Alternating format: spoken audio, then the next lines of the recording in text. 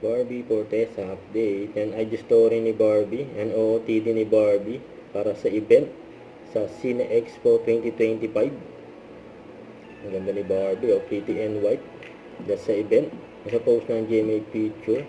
And represent ni Barbie yung movie niya, ng Penthouse 77, kasama mga GMA exclusives at producer ng movie. Yung mga group picture. Saka ito yung speech ni Barbie. Hello po! Hello, ayan, magandang hapon po sa inyong lahat. Hindi po si Solan ito, okay? Si Barbie Fortesa po ito. I am here on behalf of GMA Pictures to represent one of their horror offerings entitled P77. At siguro kaunting kaunting pahapyaw sa aming istorya. Ano siya punong-puno siya ng pagmamahal at punong-puno ng storya tungkol sa pamilya. Dahil kami po ng aking kapatid dito, si Yuan Mikael, ay hindi kami galing sa masaganang pamilya. So, simple lang po kami, pero marami kaming pangarap sa buhay. At isa na dyan ay syempre ang makatira sa isang magandang bahay, di ba? At ako, ang trabaho ko po dito ay isa house cleaner.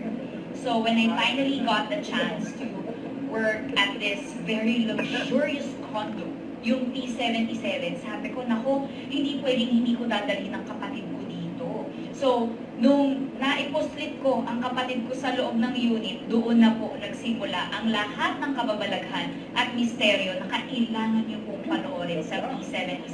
This is directed by Derek Cabrino. At ngayon, maaari na po ba natin sabihin, ito po ang aming first look sa aming teaser trailer of P77.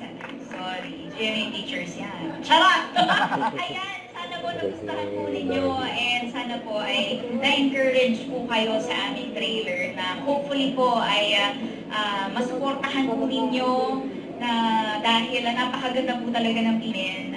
To be honest, wala pong halong ka-showbizan. I am a fan of our film. So sana kayo rin po at sana po ay suportahan po ninyo ang P77. At hindi lang po yan dahil may isa pa po, di ba ka back to back? May isa pa po kaming horror offering, di po ba madam? At ito ay, of course, to introduce KMJS Gabi ng Lagim. We have Mr. LJ Casita.